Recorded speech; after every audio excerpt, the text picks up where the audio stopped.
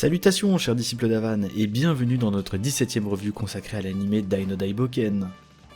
Cet épisode intitulé Le Sauveur Immortel a été diffusé le 30 janvier 2021 et nous narre le raid de nos héros sur l'île de Valge pour détruire les deux tours de feu et de glace pour délivrer la princesse Leona des griffes de Flézard.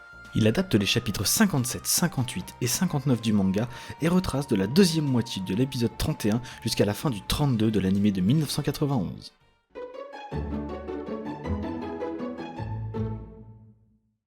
La réalisation a été confiée à quelqu'un formé à la prestigieuse institut Toei Animation, Hiroaki Miyamoto.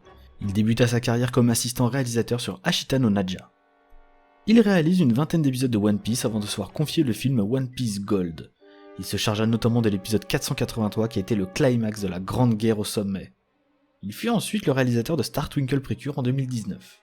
À l'instar de l'épisode 13 pour Yuta Tanaka, c'est un peu dommage que Miyamoto n'ait pas lui-même été en charge du storyboard de cet épisode. C'est un des meilleurs talents de la Toei, c'est le genre de réalisateur à faire très attention aux détails. En anecdote sur Twitter, Miyamoto a avoué avoir eu quelques difficultés à réaliser cet épisode. Au niveau du post-traitement, si le flow musique est mal intégré, cela peut ruiner la vision du storyboard.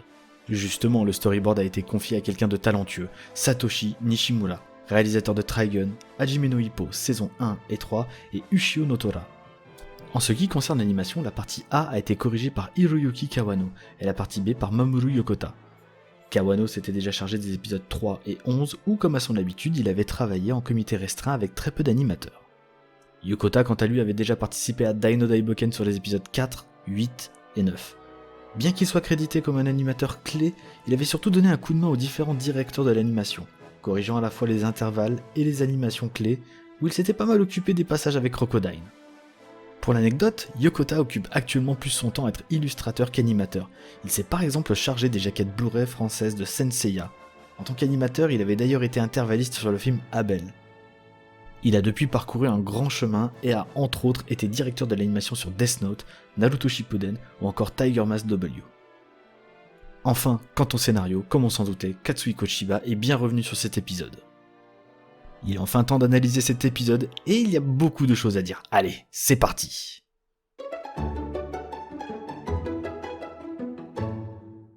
Cet épisode débute sur une scène inédite en compagnie de Flézard qui rumine sur l'intervention d'Adlar et des deux autres légas pour en finir avec Dai.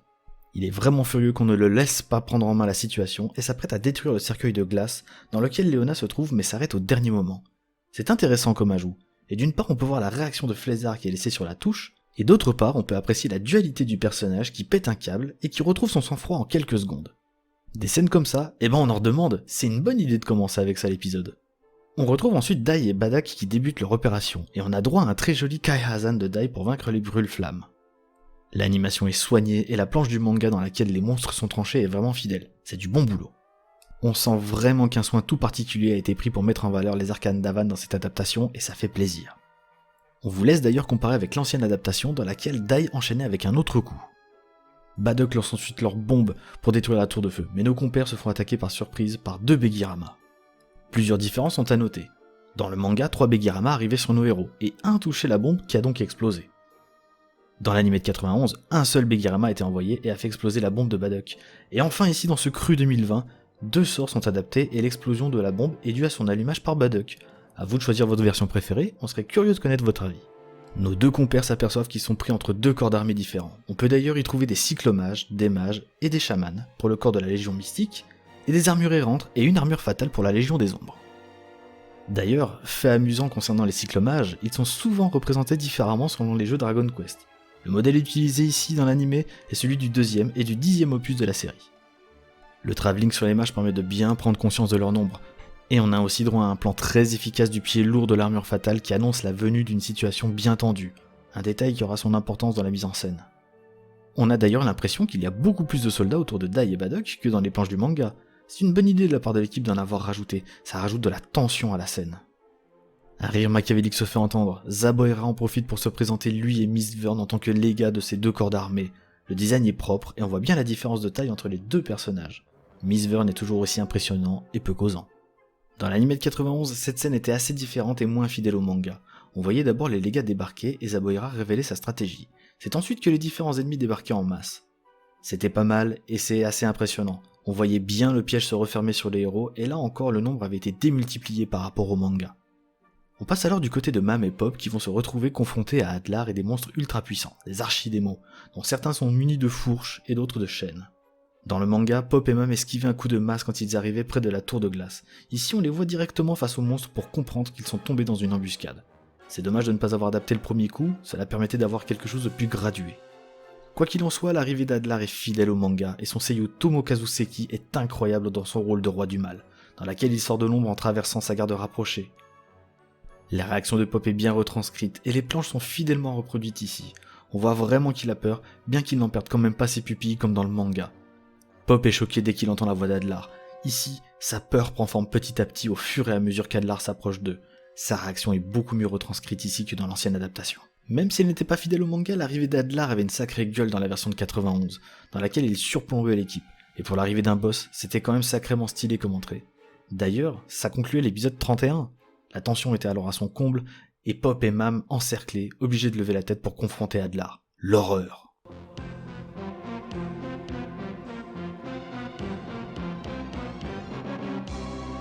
De retour avec Dai et Badok, le combat s'engage contre les légions de Zaboira et Mistburn, et le vieux guerrier de Papnica charge les armures et son épée se casse sur le bouclier d'un ennemi.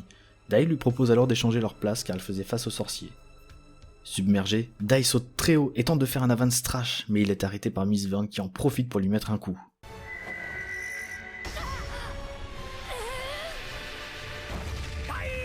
Notons que ces scènes sont extrêmement fidèles au matériel d'origine, notamment quand Mistburn effectue son Tomaku Gutsusho sur Dai avec sa main au premier plan.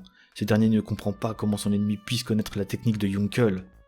C'est alors que Zaboira nous explique que le légat des ombres est en réalité celui qui a appris cette technique à Yunkel, l'ancien chef des immortels. Le légat des sorciers lance alors le sort Zaraki sur Badok, et les effets en arrière-plan de torsion avec les caractères sont directement repris de la case du manga pour notre plus grand plaisir. Ce découpage de l'épisode est différent du manga et de l'anime de 1991. A la base, on repassait du côté de Pop lorsque Dai était bloqué par le Tomaku Gutsusho de Mistburn et que Badok tentait de résister aux Zaraki de Zaboira. C'était aussi le cas dans l'adaptation de 91. La gestion des scènes à suspense a donc été revue, probablement pour monter en tension de façon plus équilibrée les deux parties de l'équipe. Du côté de Pop et Mam, les choses ne se passent pas pour le mieux. Adlar se souvient du jeune magicien pleurnichard et revient sur la mort d'Avan, ce qui énerve Mam qui tente de lui asséner un coup au Seigneur du Mal, qui le stoppe sans la moindre difficulté, et lui renvoie un punch du gauche suivi de 3 Yora.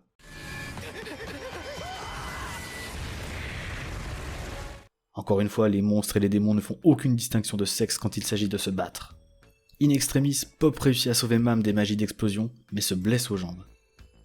Notez d'ailleurs qu'ici Pop a bien son sceptre, dans le manga il est absent à ce moment et cette arme a tendance à disparaître dans certaines cases. Comme dans le manga, il fait mention que la magie d'Adlar est bien plus forte que lorsqu'il l'a vue sur Dermine. Le roi du mal leur rétorque alors que l'empereur Vern lui a donné un nouveau corps plus fort et plus résistant que par le passé. La détresse de Pop se fait ressentir, la page du manga où il se questionne sur leur chance de réussite est fidèlement adaptée. Par contre, nous n'aurons pas le droit à son faciès apeuré et sa morphe quand Adlar prépare son Bekirama. Ah, c'est tant pis. Adlar lance donc son sort et Pop, reboosté par le désir de protéger Mam, lance à son tour son tout premier Bekirama. Et en plus d'une puissance identique à celui du commandant. Incroyable. En plus de ça, il le repousse et blesse Adlar à la main. Il est trop fort ce Pop. Cette scène nous propose des effets de lumière, de chaleur et des éclairs de toute beauté, et le matériel d'origine est repris de la plus belle des manières. C'est une vraie réussite. L'ego d'Adlar en prend un coup, et cette adaptation rajoute même une phrase inédite quand ses sbires veulent s'en mêler. Il leur gueule dessus de ne pas toucher Pop. Pop en profite alors pour lancer sa bombe et la faire exploser avec un autre Bekirama sur la Légion du Mal. Tant pis pour la tour de glace, on verra bien, il faut d'abord aller aider Dai. Plusieurs choses sont modifiées par rapport au manga à l'adaptation 91. Tout d'abord, Pop allume la mèche de la bombe avant de la lancer, et il se souvient de Badok quand il expliquait qu'il n'avait que 5 secondes avant l'explosion, d'autant plus qu'il compte le nombre de secondes et cela apparaît dans les bulles du manga. D'autre part, on avait vraiment l'impression qu'il lançait la bombe directement au milieu des ennemis, ce qui fait qu'il se prenait directement l'impact de l'explosion. Ici non, la bombe explose dans le ciel et les flammes retombent sur Adlar et ses sbires. Malgré les effets de feu qui sont agréables à l'œil, c'est pas franchement une réussite par rapport au matériel d'origine. Mais bon, j'en conviens, on pinaille un petit peu, c'est vrai. Enfin, dernière chose, ils ont préféré nous mettre un flashback du dernier épisode, au lieu de reprendre la case du manga qui avait été adaptée en 91 quand Pop remercie Matori pour son entraînement. Bon, ok, on admet, ça ralentissait le rythme, mais au moins on voyait le vieux mage se curer le nez avec un regard vicieux et un grand sourire comme on le connaît.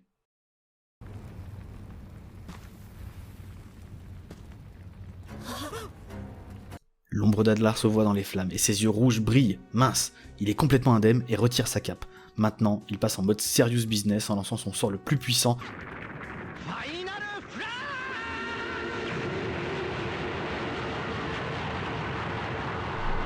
Quoi? Attends, hein? Le Bégiragon. Ah, d'accord, ok.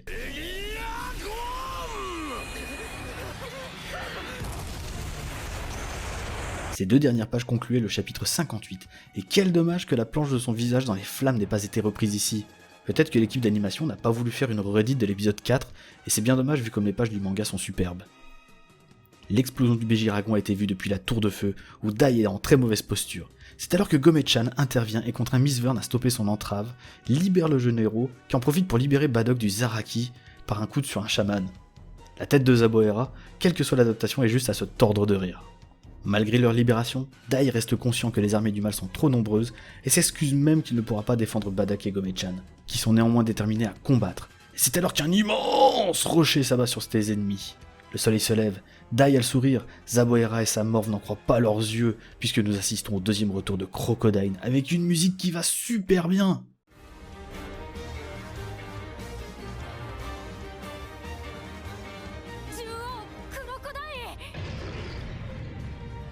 Dans l'épisode 6, Crocodile fuyait le soleil levant, mais le soleil levant ici apparaît aux côtés des gentils. Notons d'ailleurs que notre cher Croco a repris ses bonnes proportions comme dans les épisodes 8 et 9. Dans l'anime de 91, ça ne se passe pas comme ça. Le plus simple, c'est de vous montrer.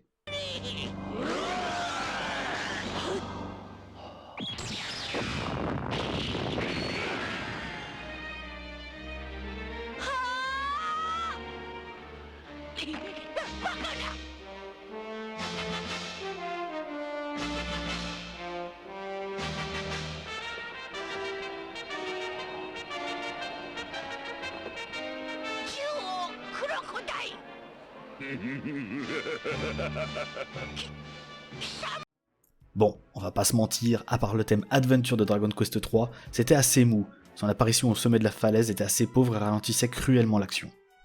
Crocodile attaque les armées du mal, et Dai monte sur son épaule pour le saluer. D'ailleurs, à quel moment ils sont devenus potes? On rappelle que la dernière fois qu'ils se sont vus, Dai lui a fait une belle entaille au bide. Enfin bref, Crocodile rassure Dai en lui disant qu'un allié précieux est allé à la tour de glace pour sauver Pop et Mam, et qu'il est bien plus puissant que lui. Dernier retour avec Adlar. Ce dernier admet ne pas avoir mis toute sa puissance dans le Bégiragon pour ne pas détruire la tour de glace, et c'est une chance pour Mam et Pop qui sont toujours en vie. Il soulève la jeune guerrière pour en finir avec elle, et Pop le supplie de l'épargner. Le visage du commandant est une vraie réussite sur cette scène, avec une musique triste qui vient agrémenter l'aspect tragique du moment. Le roi du mal comprend alors que Pop est amoureux de Mam, et cela lui donne une raison de plus pour la tuer. C'est alors qu'il la jette en direction de la tour de glace pour qu'elle se fasse empaler. C'est bien dommage qu'on n'ait pas eu la planche où Pop s'imagine Mam plantée au sommet de la tour. Notons la superbe interprétation de Toshiyuki Toyonaga sur ce passage de Pop qui a dû tout donner, ça donne des frissons.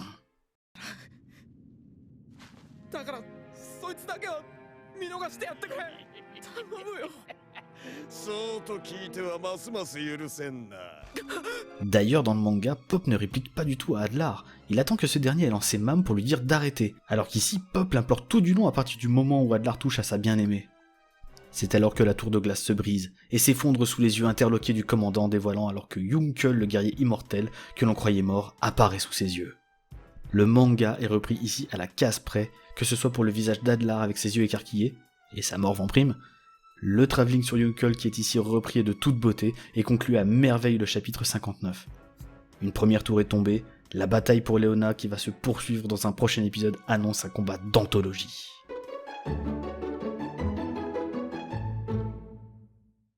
Cette nouvelle adaptation avait l'habitude de rusher, mais cette fois, ils se sont permis sur cet épisode de proposer de très bons rajouts comme l'introduction de Flazar, et l'amélioration des échanges entre Adlar et Pop, où nous avons un Toshiyuki Toyonaga qui montre encore une fois qu'il mérite totalement d'avoir obtenu son rôle. Les nouvelles musiques sont à un très bon niveau, notamment celle où Adlar est sur le point de tuer Mam. La musique résonne en nous comme une partition de Sugiyama, et forcément, nous l'avons appréciée. La production reste propre et sans fioriture. On peut remarquer que plusieurs animateurs présents sur le 17 n'ont pas participé à la série depuis les épisodes 8 et 9.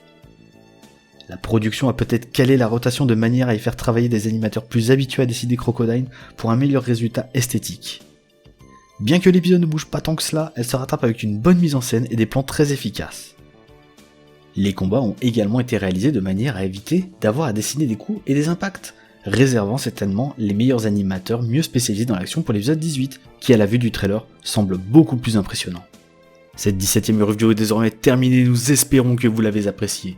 N'hésitez pas à nous faire part de vos commentaires et à vous abonner à la chaîne pour ne rater aucune de nos vidéos. Vous pouvez également nous suivre sur nos réseaux sociaux respectifs qui sont en lien dans la description. Allez, portez-vous bien chers disciples d'Avan et à la semaine prochaine.